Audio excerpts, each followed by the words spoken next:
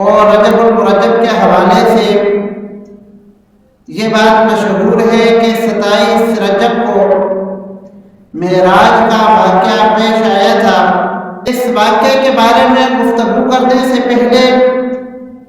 یہ ایک بات اچھی طرح ذہن نشین کر لیں کہ کتب احادیث کے اندر، کتب تواریخ کے اندر واقعہ معراج کے بارے میں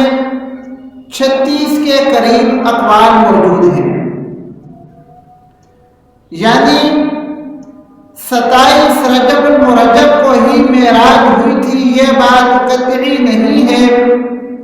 اس کے علاوہ بھی 35 اقوال موجود ہیں کہ معراج النبی صلی اللہ علیہ وآلہ وسلم 27 رجب کو نہیں بلکہ اس تاریخ کو ہوئی تھی۔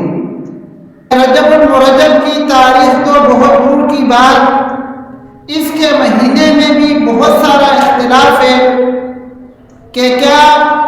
واقعہ معراج رجب کے مہینے میں ہی ہوا تھا یا کسی اور مہینے میں ہوا تھا۔ اور مہینے سے بڑی چیز سال ہوتی ہے،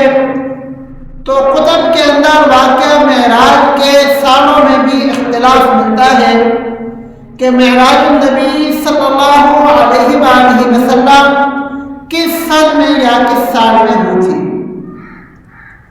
تو 27 رجب المرجب کو معراج النبی کا واقعہ ہونا یہ قطعی نہیں ہے،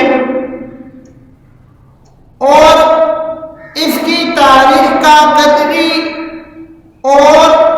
نصوص سے ثابت نہ ہونا یہ اس بات کی دلیل ہے کہ واقعہ معراج النبی صلی اللہ علیہ وآلہ وسلم کے ساتھ شریعت کا کوئی حکم جڑا ہوا نہیں ہے۔ اگر شریعت کا کوئی حکم واقعہ معراج النبی صلی اللہ علیہ وآلہ وسلم کے ساتھ جڑا ہوا ہوتا تو کم از کم اس دن کی تخصیص ضرور ہوتی۔ تو اس سے یہ بات بھی معلوم ہوئی کہ یہ جو معراج النبی صلی اللہ علیہ وآلہ وسلم کی مناسبت سے شب معراج کو مختلف محافل کا انعقاد کیا جاتا ہے،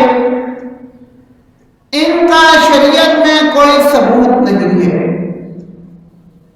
دوسری بات، معراج النبی صلی اللہ علیہ وآلہ وسلم کے حوالے سے 27 رجب المرجب کی شب کو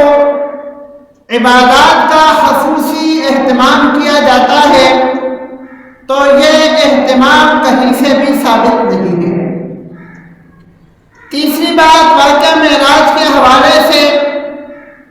اگر کہیں پر کوئی روزہ رکھنے کا رواج ہے یا کوئی خاص قسم کی نماز کا یا کوئی اور خاص عبادت کا رواج ہے